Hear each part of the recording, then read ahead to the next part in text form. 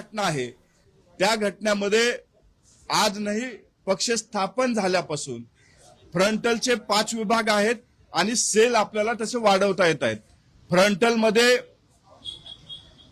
एक येते father body, दुसरं येतं राष्ट्रवादी महिला काँग्रेस, त्याच्यानंतर युवकची बॉडी आणि त्याच्यानंतर विद्यार्थी आणि सेवा दल हे फ्रंटलचे प्रमुख म्हणून त्या ठिकाणी पक्षाच्या कॉन्स्टिट्यूशन मध्ये असतं. हे मी आज आपल्याला या ठिकाणी दाखवतोय आणि हाच कागद दाखवून महाराष्ट्राच्या जनतेची दिशाभूल करण्याचं काम हे त्यांनी केलेलं आहे. त्यांनी असं सांगण्यात आलं की सेवा दल, ओबीसी सेल, सामाजिक न्याय, अल्पसंख्याक हे सेल फ्रंटल मधून वगळण्यात आलेले आहेत. हे सेल कधीही फ्रंटल मध्ये नव्हते, ते सेल म्हणून त्या ठिकाणी राष्ट्रवादी काँग्रेस पक्षामध्ये कार्यरत होते. ही आहे 27.1 आर्टिकल मधलं आपलं त्या कॉन्स्टिट्यूशन मध्ये जे निवडणूक आयोगाला दिलेलं पत्र आहे त्याच्यावरची ही माहिती आहे. त्याच्यानंतर तुम्हाला जी माहिती भेटली माध्यमामध्ये आली ती डायरेक्ट 30ची आली, त्याच्यामध्ये 28चा पेपर हा पूर्णपणे वगळण्यात आलेला आहे. ही आहे आमच्या पक्षाच्या कॉन्स्टिट्यूशन मधलं 28.1. त्याच्यामध्ये एससी, एसटी, ओबीसी, मायनॉरिटी, किसान, लोकल बॉडी जितक्या काही सेल आहेत ते ह्या 28 मध्ये ऍड केलेले आहेत आणि त्या निवडणूक आयोगाकडे देण्यात आलेले. हे आजचं नाही तर हे कॉन्स्टिट्यूशन मध्ये ज्या वेळेस पक्ष स्थापन झाला त्यावेळेस पासून यांना सेलचा दर्जा देण्यात आलेला आहे. आणि मी जे आधी आपल्याला सांगितलं, महिला, युवक, विद्यार्थी, सेवा दल आणि फादर बॉडी हे फ्रंटल मध्ये मोडले जातात. परंतु जाणीवपूर्वक राष्ट्रवादी काँग्रेस पक्ष कसा अडचणीत येईल, राष्ट्रवादी काँग्रेस पक्षाची कशी बदनामी होईल, राष्ट्रवादी काँग्रेस पक्षाची प्रतिमा कशी मलिन होईल, यासाठी सातत्यानं प्रयत्न रोहित दादांच्या टीमकडनं केला जातोय. माझं त्या टीमला एवढंच सांगणं आहे, जितकं लक्ष तुम्ही आमच्या पक्षावरती देताय तितकंच लक्ष तुम्ही तुमच्या आमदारावरती द्या, तुम्ही तितकंच लक्ष तुमच्या खासदारावरती द्या, तितकंच लक्ष तुमच्या संघटनेतल्या पदाधिकाऱ्यावरती द्या, कारण ते तुमच्या पक्षात नाही तर दुसऱ्या पक्षात आहेत. आज तुमचे मोहोळचे आमदार कुठल्या पक्षाच्या नेत्याचं बॅनर लावून त्या ठिकाणी कार्यक्रम घेतात हे तुम्ही पाहावं. सोलापूर जिल्ह्यामधले तुमचे आमदार, तुमचे खासदार कुठल्या पक्षाच्या नेत्याच्या बॅनर खाली काम करतात हे सुद्धा तुम्ही पाहावं आणि मग आमच्या नेत्यावरती बोलावं. आमच्या पक्षातले प्रश्न सोडवण्यासाठी, आमच्या पक्षात जर कुणी चुकला तर त्याला शिक्षा करण्यासाठी सुनेत्रावहिनी पवार या सक्षम आहेत. कुणी आमच्या पक्षामध्ये लुडबुड करू नये एवढीच विनंती आज आपल्या माध्यमातून आज आम्ही करतोय.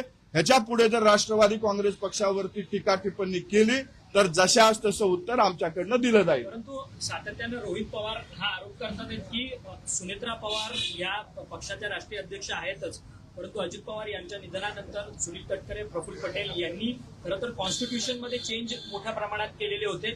कॉन्स्टिट्यूशन मध्ये चेंज असे करण्यात आलेले होते की जिथे वर्किंग कमिटीला सगळे निर्णय घेण्याचे अधिकार होते त्या ठिकाणी प्रेसिडेंट/वर्किंग प्रेसिडेंट असा उल्लेख जो आहे तो या सगळ्या नवीन कॉन्स्टिट्यूशन मध्ये नमूद करण्यात आलेला होता. आणि यालाच आक्षेप कुठेतरी सुनेत्रा पवारांनी घेतला आणि सुनेत्रा पवारांनी खरं तर पत्र लिहिलं इलेक्शन कमिशनला की हे सगळे जे काही कॉन्स्टिट्यूशन मधले अमेंडमेंट दिलेले आहेत ते रद्द करण्यात यावे अशा पद्धतीचं पत्र होतं. मग सुनेत्रा वहिन्यांनी खोटं बोललेलं आहे का?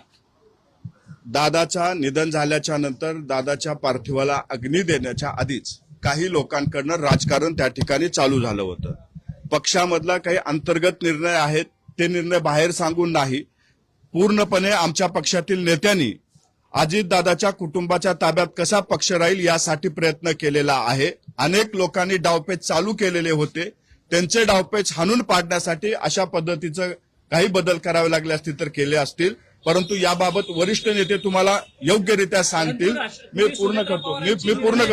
पूर्ण करतो त्याबाबत वरिष्ठ नेते सांगतील. वहिनी पुढच्या काळामध्ये यावरती आपल्याला ही सांगतील. परंतु आमच्या पक्षामध्ये जर कुणी चुकला तर त्या चुकीला पूर्णपणे शिक्षा करण्याचा अधिकार वहिनीला आहे. त्यामुळं इतरांना आमच्या पक्षात लक्ष घालण्यापेक्षा स्वतःच्या पक्षावर लक्ष ठेवावं एवढंच आमचं म्हणणं आहे. आम्ही सुनेत्रा वहिनी पवार यांच्या नेतृत्वात आमच्या पक्षातले सर्व नेते या ठिकाणी काम करतात. पुढील काळात त्यांच्याच नेतृत्वात हा पक्ष पुढे जाईल. सुनेत्रा पवारांना विश्वासात न घेता अध्यक्ष होणार होत्या अवघ्या 10 दिवसानंतर, तर मग 16 तारखेला हे पत्र का देण्यात मी आपल्याला 10 दिवसांनंतर आणखी 10 दिवसानंतर हे पत्र रद्द करा. मधल्या काळामध्ये जो काही पत्रव्यवहार झाला असेल तो तो रद्द का करावा? नलिफाय करण्यात यावा. अजितदादाच्या अपघाती निधनानंतर बारामतीमध्ये विद्या प्रतिष्ठान या ग्राउंडमध्ये पार्थिव ठेवलं असताना काही त्या ठिकाणी राजकीय घडामोडी घडत होत्या, जेणेकरून अजितदादाचं कुटुंब या गोष्टीपासून दूर राहिलं पाहिजे, या पद्धतीच्या हालचाली त्या ठिकाणी आम्हाला जाणवल्या. त्यामुळं अशा पद्धतीचं काही पावलं उचलावे लागले असतील तर आमच्या नेत्यांनी उचलले असतील. परंतु आमच्या पक्षांतर्गतले जे काही विषय आहेत ते विषय सोडवण्यासाठी सुनेत्रावहिनी पवार ह्या सक्षम आहेत. बाकीच्यानं लुडबुड करू नये एवढंच आमचं परंतु म्हणणं तुम्ही आहे. म्हणताय लुडबुड करू नये, परंतु राष्ट्रीय अध्यक्षांना अंधारात ठेवून, सुनेत्रा पवारांना अंधारात ठेवून तुमच्या दोन नेत्यांनी हे काम केलंय का? हे तुम्हाला मान्य आहे का? नाही, आमच्या नेत्यांनी काय केलंय, कशासाठी केलंय ते वहिनी पुढे त्यांनी सगळ्या गोष्टी सांगितलेल्या आहेत. वहिनीलाही त्या माहिती आहेत. त्याच्यामुळं आमच्या पक्षांतर्गतला तो विषय आहे. त्याच्यामुळे इतरांनी याच्यामध्ये आपली लुडबुड थांबवावी एवढंच आमचं म्हणणं आहे. परंतु सुनेत्रा पवार घडत असताना राष्ट्रीय अध्यक्ष ऐवजी कार्याध्यक्षाकडे ताकद द्यावी, त्यांच्याकडे सर्वाधिकार द्यावे, एवढे तुम्हाला त्यांनी पत्रावर- गरज का वाटली? कारण की सगळ्या ज्या वेळेस राष्ट्रीय अध्यक्ष म्हणून अजितदादा होते, अजितदादाच्या निधनानंतर काही हालचाली त्या ठिकाणी घडल्या होत्या. पक्ष दादाच्या कुटुंबाच्या ताब्यात राहावा यासाठीचा तो प्रयत्न होता. दादाच्या कुटुंबालाच त्या ठिकाणी आमच्या नेत्यांनी राष्ट्रीय अध्यक्ष म्हणून बसवलेलं आहे आणि त्याच्यानंतर जे काही पत्रव्यवहार झालाय तो कुटुंबाच्या ताब्यात पक्ष राहावा यासाठीच झालेला आहे. ही पक्षांतर्गतचा विषय आहे. त्याच्यामुळं आम्ही ह्या सगळ्या गोष्टी बाहेर सांगू शकत नाही. आमच्यावरती अजितदादाचे संस्कार आहेत. त्याच्यामुळं जे काही राजकारण काही लोकांनी चालू केलं होतं त्या राजकारणामध्ये आमचा पक्ष दादांच्या कुटुंबाच्या ताब्यात राहावा यासाठी केलेलं आहे आणि याबद्दल सविस्तरपणे आमचे ज्येष्ठ नेते बोलतात. परंतु सुनेत्रा राष्ट्रीय अध्यक्ष पदाचे संविधानामध्ये तुमच्या पक्षाची जी घटना आहे त्याच्यामध्ये जो बदल करण्यात आला, तुमचं संविधान असं सांगतं की त्याच्यासाठी राष्ट्रीय कार्यकारिणी होणं अपेक्षित. राष्ट्रीय कार्यकारिणी झाली ना, तर मग या तिघांच्या सहीचं पत्र मुळात पहिला प्रश्न तर या सह्या त्यांच्या आहेत की नाही?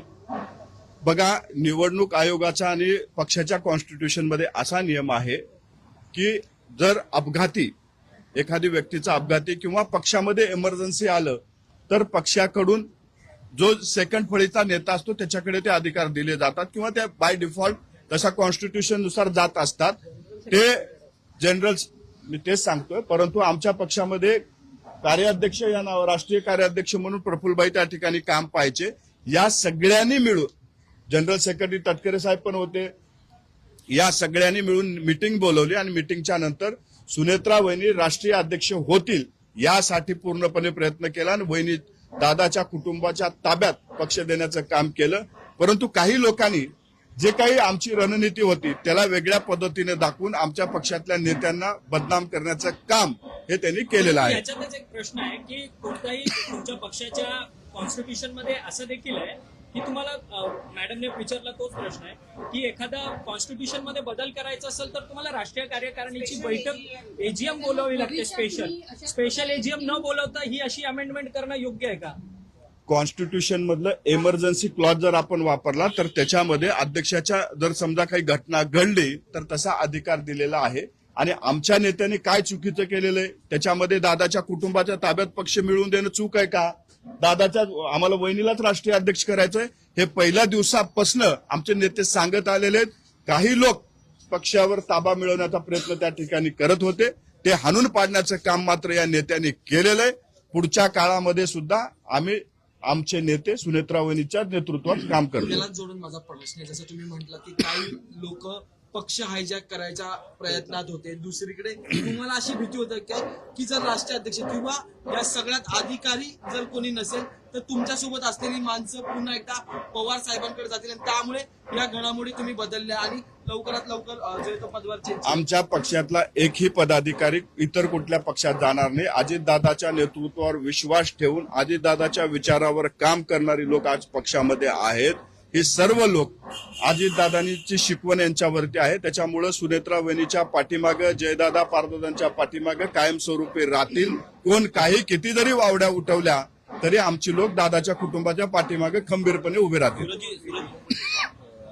काही जणांनी पत्रकार परिषद घेऊन तुमच्या पार्टीवर आरोप केलेला आहे की चाकरकरांचे चौधरी जयेंद्र रायगड त्यांचे व्यवहार आहे आणि कंपन्यांचे गैरव्यवहार पद्धतीने केले गेलेले आहेत. तसंच पहिल्यांदाच अनिकेत तटकरे यांच्या संदर्भात सुद्धा अलिगेशन होताना दिसून आलेले आहेत की इथे अनेक कंपन्या त्यांनी केलेल्या आहेत की त्यांचे व्यवहार व्हायचे दिवशी प्रत्यक्ष उपस्थित केले. एक तरी भोंदूबाबा खराचं प्रकरण खूप गंभीर आहे.